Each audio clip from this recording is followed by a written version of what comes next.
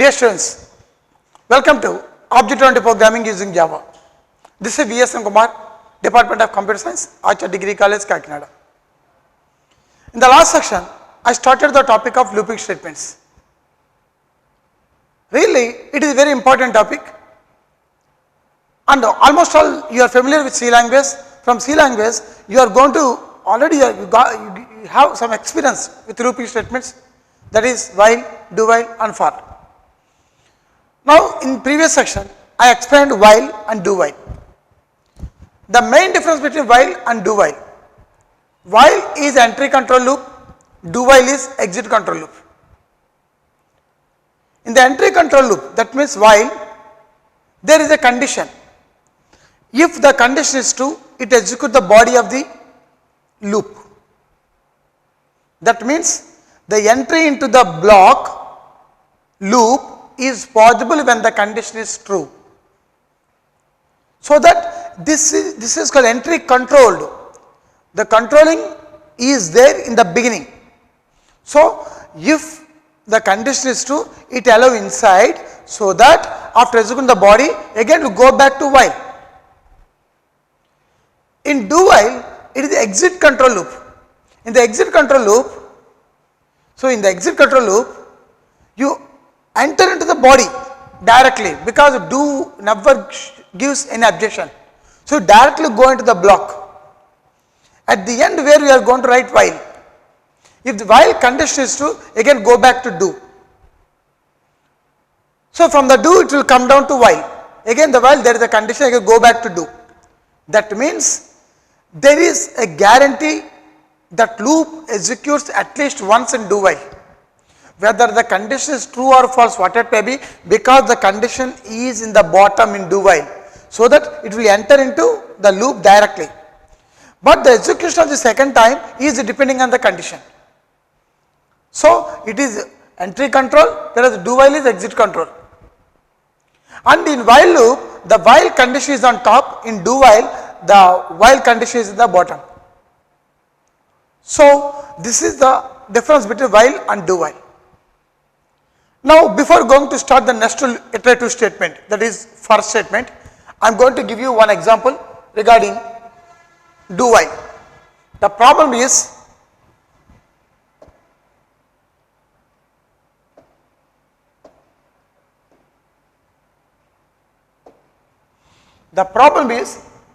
sum of digits. What is meant by sum of digits? Write a Java program to print sum of digits. That means assume a number. That means you are going to input a number. You may give any number. For example, 4523. This is the number I given.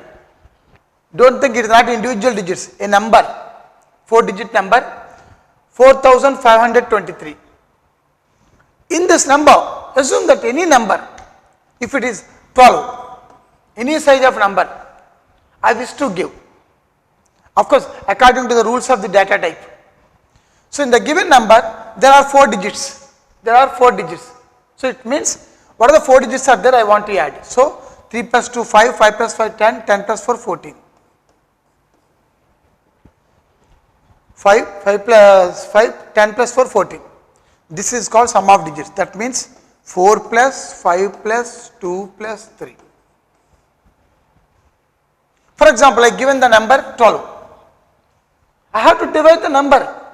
That means there are 2 digits. That is 1 plus 2. It gives answer 3. This is what I want. So this is called sum of digits. So what is the number you want, you may take, and what are the digits are there in that number, I want to add it. Finally you get the answer. Now the answer of this following number is 14, here the number is 3. Of course, we write this program with the help of integers only, because in the integer it is possible to truncate a digit.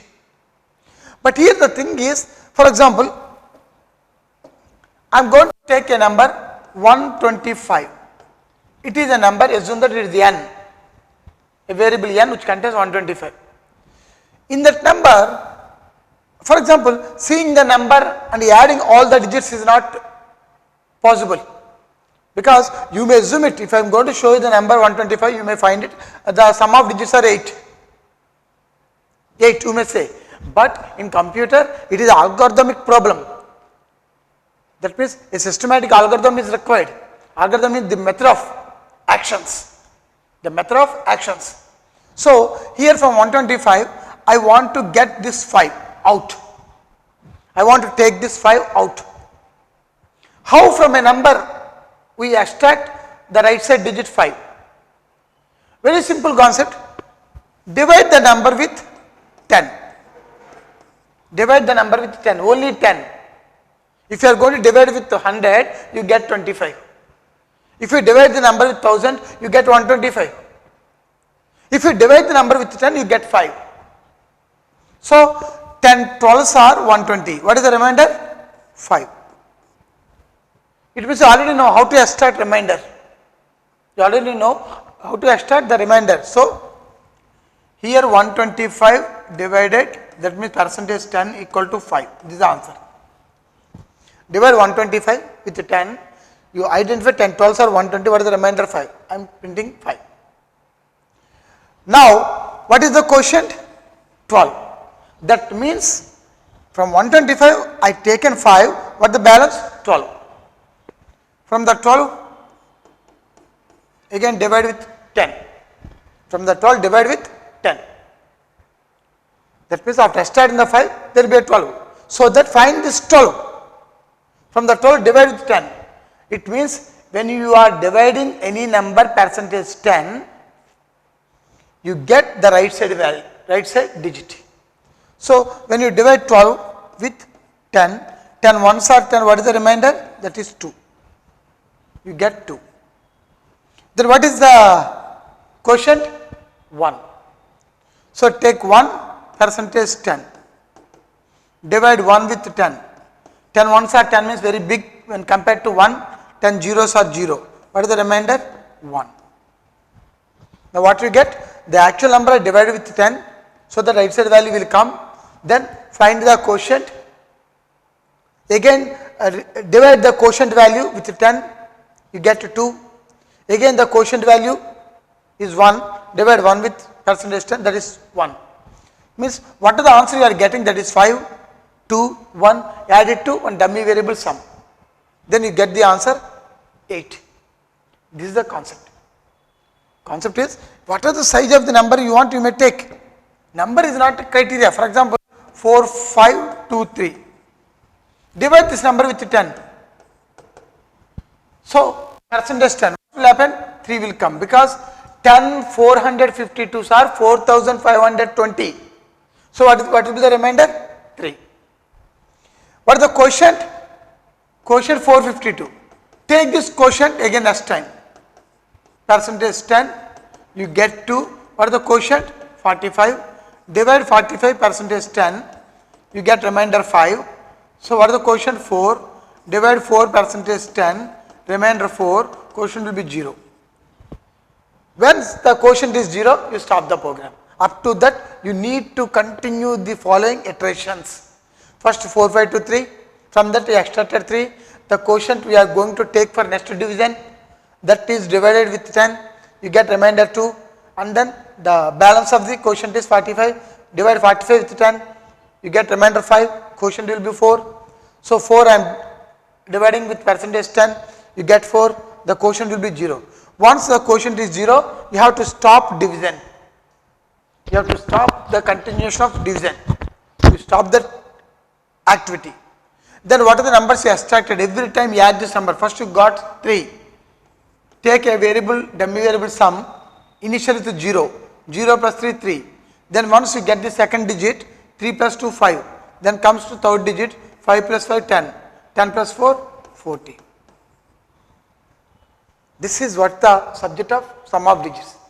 So observe this program, just identify it. How do we write? Because the same line I am repeating next time. Here 10 is common, percentage is common. What happens? In the place of 4523, I need only 452.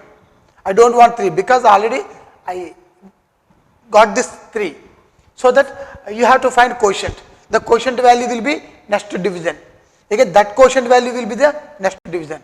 This is the way we are going to write this one. So that now we will take an example.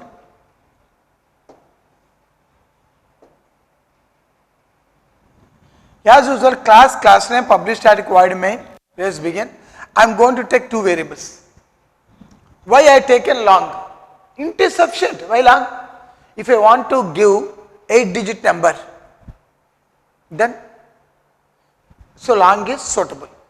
I told you, when you are taking any integer, very small integer, short is sufficient. Sorry, byte is sufficient. Very short.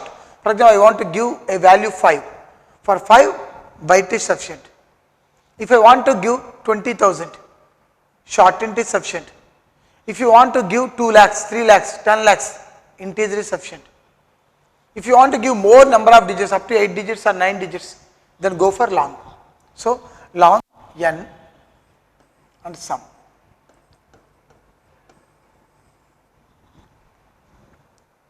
Sum. So, scanner, I want to read a number. What is the number? N. For example, I want to read 453. This is my number. I want to calculate its sum of digits. 453. Now come down. Initially sum value is 0. When you are reading a long integer, remember the variable is n. N equal to sc dot next long. Sc means already know scanner. Sc dot next long, because here n is the type of long. If it is integer, next int. If it is float, next float. If it is double, next double. Here L should be capital. L must be capital. Now come down. Initially, I want to calculate. Of course, here remember one important thing. Here I already defined long sum. Again, don't try to define again sum, because you are redeclaring sum in the same block 2 times. When you are writing programs, remember one important thing. Already you defined sum as long. Again, you are defining some integer. Don't define like this, because if you are not defining sum here, you may define here. So it means don't make any duplication declarations. Okay. So that's why remove int. Now sum value initially 0. Now come down. From where we are going to start do. What is do? Now what I want now? I need the right side digit. Right side digit. How do you start right side digit? See here what do purpose? Do will directly allow you going into the block. There is no condition, because it is exit control. So that's why do will take you directly. Here what is n value? N value 453. We are dividing 453 with 10. 10 45s are 450. What is the remainder? 3. So percentage means remainder 3. That means in the 453 I get 3. That means remainder value 3 and the quotient value, the next divisible number, that is 45. So we are reuse this following remainder and quotient, so that you get the remainder 3. Here plus equal to, the meaning of this line is sum equal to sum plus n percentage 10. Sum equal to sum plus, instead of writing sum equal to sum plus, you may write sum plus equal to. This plus equal to is called arithmetic assignment statement. Arithmetic assignment. See the operators, where there is the arithmetic assignment operators. The plus equal to meaning is sum equal to sum plus n percentage 10. So that here the answer you get 3. That 3 I am adding with sum. Initially what is sum value? 0. 0 plus 3, 3. I am saving this number sum 3 into sum. That's all. Now coming to the next one, what is there? This time I want to reuse this 45. Again from the 45 I want to take 5. So from 453 I have taken 3. The balance number is 45. From the 45 I want to take 5, so that the second digit will come. So that n by equal to 10.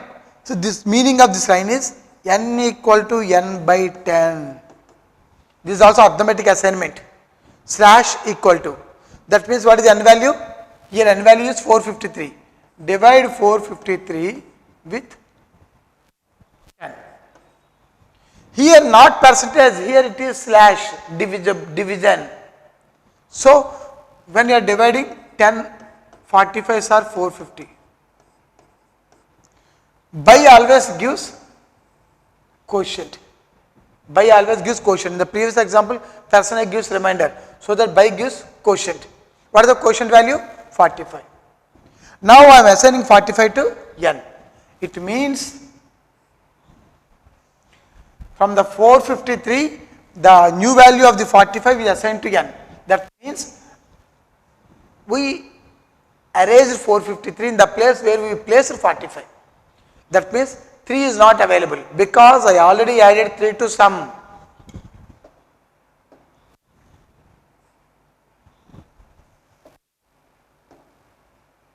Okay. Now it is over. Now come down. Again I want to continue my example, my loop with the help of 45. Again from the 45 I have to take 5. Again I want to remove 5. I want to place 4 only. That is my second digit. So that here come to this while, second line is over, come to third line. Is it while n not equal to 0? Yes. Still n value 45 is there, it is not 0. So if while n not equal to 0, if n is not equal to 0, it means true. If n is 0, it is false. Now still n is 45. 45 not equal to 0? Yes. 45 not equal to 0. So the condition is to again go back to do. Again in the do it will go into the loop again. Now coming to the concept n percentage 10. What is n value now? 45. Now we'll see it again.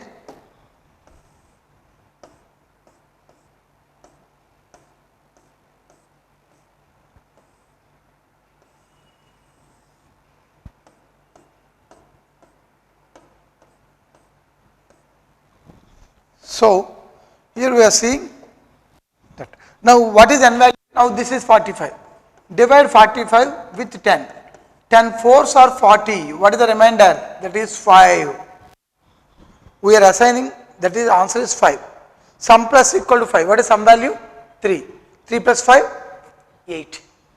The sum value is 8. Now come down. N is n by 10. N value is already 45. Divide n value with 10. What is the quotient? That is 4. 4 is assigned to n. Now what is n value? 4. That is 5 removed. Now in this place, still now only 4 is there. Okay. 4 is there. Now come down. Is it n not equal to 0? What is n value? 4. 4 not equal to 0? Yes. Still 4 not equal to 0. So again go back. Condition is true. Now come down into the do loop. That is sum plus equal to n percentage 10. What is n value? 4. Divide 4 with 10. 10 zeros are 0. The remainder is 4. You get the answer 4. 4 I am adding with sum. Previously there is 4, 8, 8 plus 4, that is 12. This is your answer. Now come down, don't stop there. So what are the remainder is there? We added that remainder to sum. Now come to the next. What is next line? N by equal to 10. What is the n value? 4. Divide 4 with 10. What is the quotient? 0. By means quotient. That quotient 0 is going into n. Now what is n value? 0. Now come down. While n not equal to 0, is it n not equal to 0? N is 0. 0 not equal to 0? That is false. So condition is false. So instead of going up, it will come down. When you come down, what happened? System out dot println sum of digits. The answer will be printed like this. Sum of digits of a number is, after that it will print the answer, that is 12. This is the following example. So observe this example clearly. Here it is not required, here it is called semicolon, here it is semicolon. Okay. See this complete program, semicolon. This is our program. Okay. Remember, this is called do while. In do while, at first the system will go direct into the block. The next iteration is depending on the condition. So how do we write the conditions? With the help of the condition, how do you continue your loop? Everything is required or important. Okay. So students, this is the method how we are going to use do while. Now coming to the next one, for loop. This is another iterative statement. As you know, while statement, do while statement, and for statement. What is for? it is entry control loop. Like while loop, it is entry control. Because the loop is controlled in the beginning, not at the end. It is controlled in the beginning. So just like how we are going to use while, the similar way we are going to use for also. But only difference is, in while there is a condition only.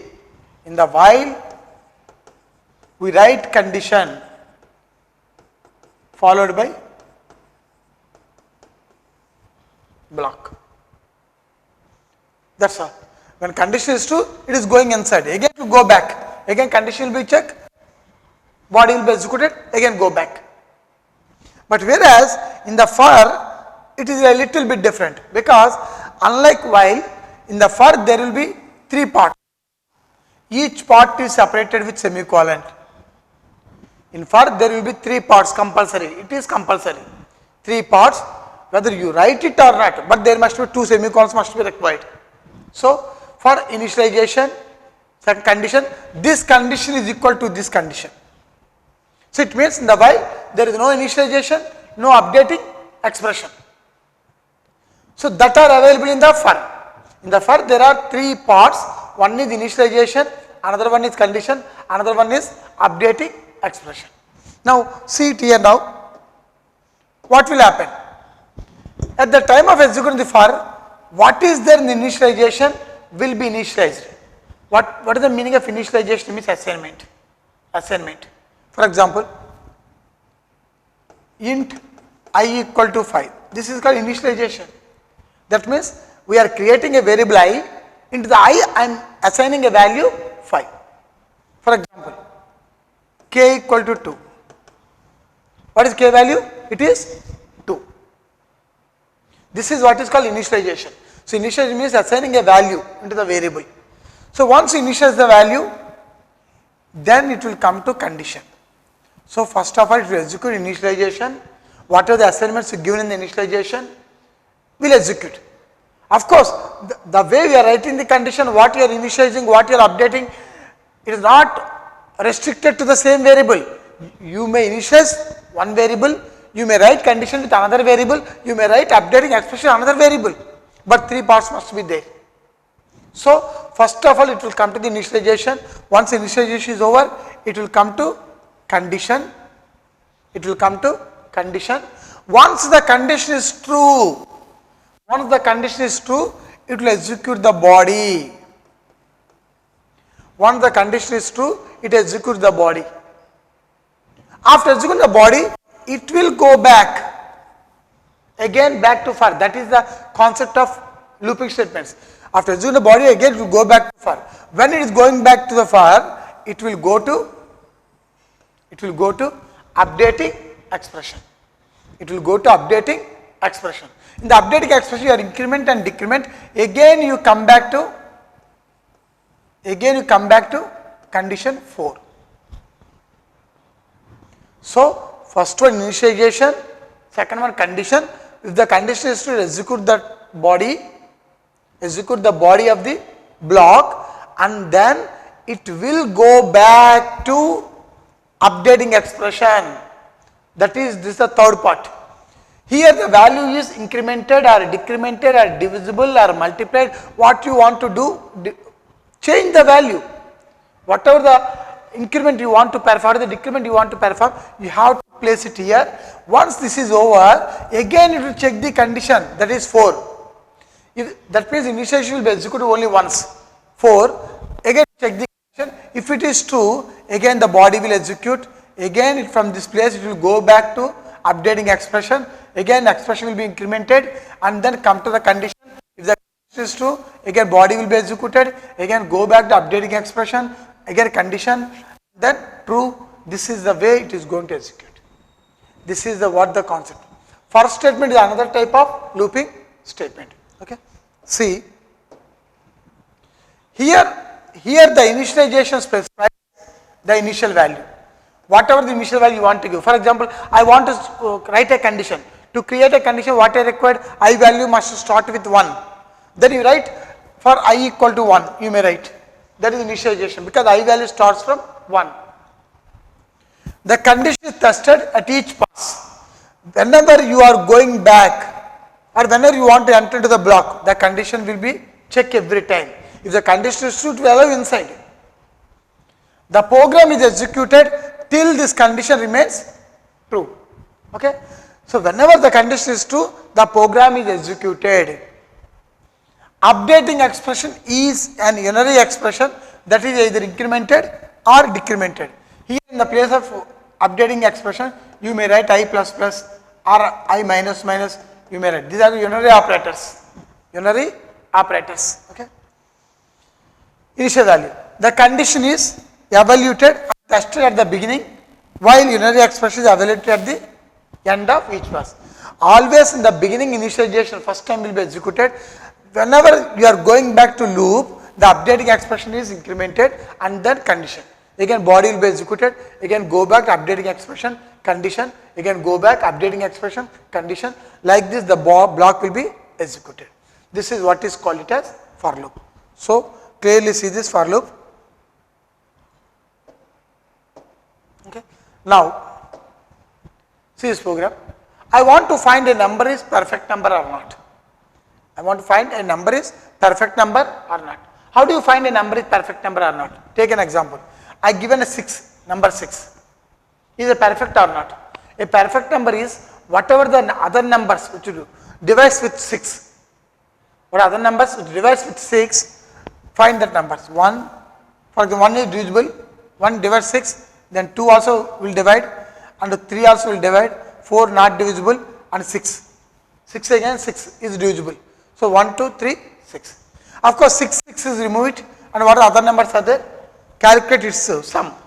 Plus 2, 5 plus 1, 6. Like this there are another number 28. In 28 you may see 1 okay, 2 okay, 3 not okay, 4 okay, 5 not okay, 6 not okay, 7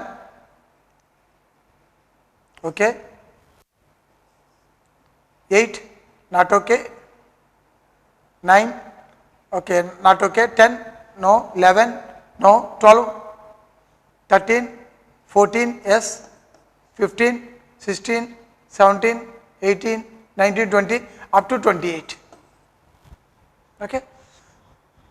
These are the factors of 28. So remove 28, remaining other numbers you have to add it. 18 plus 2, that is 28. That means the sum of all factors of the number, sum of all factors of the number is perfect number. Here 6 is divisible with 1, 2, 3.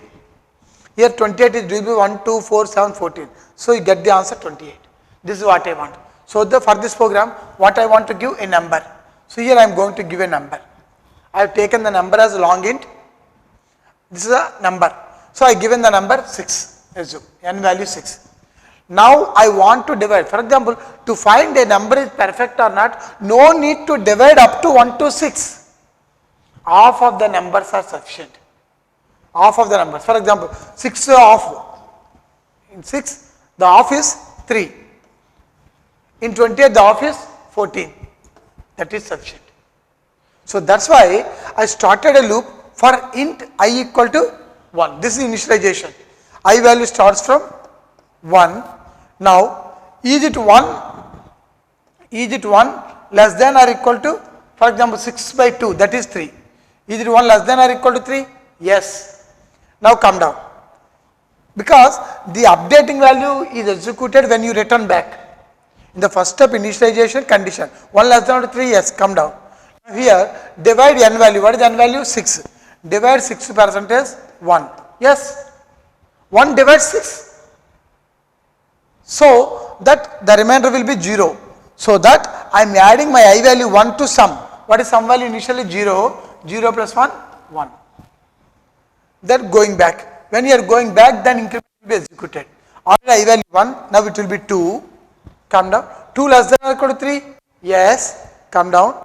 Now what is n value? 6 percentage 2. The remainder is 0. So that I value 2. 2 plus 1, 3. Again go back. I value will be 3. 3 less than or equal to 3? Yes. Condition is to come down. So n. What is n value? 6. 6 percentage 3. remainder is 0. So that I value 3, we are adding with 3, that is 6. Now go back before, I given the loop up to 4 less, is it 4 less than or equal to 3? False. So that condition is false, so it comes out. Now what I want now, what the final answer of sum? 6. What is my original number? 6. Check it. Is the sum value 6 is equal to given value n? The sum is 6 and the given value is 6. 6 equal to 6? Yes. So that n means the 6 is a perfect number. Here we use entry control loop for at the same time to check the sum value with the given number where we are using if. In case if I give an n value 7, n value 7. So what is I value starting? That is 1. I value starting from 1. I already take a sum value 0. This loop is going up to I less than or equal to 7 by 2. That is 3 point. Okay. 3.5 up to 3.5 means integer, always takes integer part only. I less than or equal to 3, yes, I value 1. 1 less than or equal to 3, yes, come down. Divide 7 with 1. So 1 is not divides 7. So leave the topic and go back. Going back, I value 2. 2 never divides 7. Leave it. Sorry. 7 is divisible by 1. So that 1 I am adding to sum. Okay. Now when it is going back, I value 2. The 2 is not divisible 7. So that leave it. When you are going back, I value 3. Here 7 is divisible by 3. No. Again go back. I value will be 4. I create a loop up to 4 less than or equal to 7. No, wrong. So that what will be the answer? Sum. Now come down. What is sum value? 1. What is n value? 7. So is it 7 equal to 1? Wrong. So it is going to show you 7 is not a perfect number. 7 is not a perfect number. So this is the example. Here very small perfect numbers are there. You may find it. Run this program, give 6. Because 6 is a perfect number. Then next time when you are running, give 28. Then 496. Then give 8128. Like that you are going to find it. Here simply giving a value 6 for that value 6, it won't give you a perfect number. You need to test it. This is your program. Here you given a number. If the number is perfect or not, what I am doing? Divide that 6 with 1, 2, 3, 4, 5, up to this number, up to that number. Instead of going up to that number, just half of the number. That is the concept. Half of the numbers. When half of the numbers, find it. Among the half of the numbers, what numbers are divisible with the given number? Add every number to sum. For example, here 28 is there. No need to divide from 1 to 28. 28 half is 14. Divide up to 1 to 14. 1 is divisible, 2 is divisible in 28. Okay. So like that you are going to test it. Okay. Then every value you are going to add to the sum and then come down. If sum equal to given number, it is prime, other perfect. Otherwise it is not perfect. Okay. So see this program. This is what is called perfect number. Number or not. Remember one important thing. What is perfect? Take an example 6. So find the factors of 6. 1, 2, 3, 4, 5, 6. Among 1 is divisible, 2 is divisible, 3 is divisible, of course 4 not, 5 not, 6 is divisible. Of course with the same number you truncate it, you remove it. What are the other numbers are there? 1, 2, 3. You add 1, 2, 3. What you get? 6. What is the result you get? And what is the number you taken? If the both numbers are same, then it will be perfect, otherwise it is not perfect. This is what is called it as perfect number or not. Okay. Dear students, this is about for statement. While, do while, for, these through looping statements are very much important. So when you are going to read for while, it is easy. When you want, you may write it in the exams. But the thing is, as a programmer, you have to develop good programs. Writing or developing programs, what you require? The support of control statements. When you are very thorough with control statements, it will be very easy of creating loops and a decision control statement, that is if, switch, everything will be easy to you and is helpful to develop any type of application. This subject is not for C, not for Java. It is almost all languages are having such type of control statements. Okay. So, dear students, this is end today. This is end of the section today. And tomorrow, I will give you the topic jumping statements. Okay. Thank you all. Have a nice day. Technologically advanced institution of learning, diverse curricula with cutting-edge technologies. Aditya, rising to new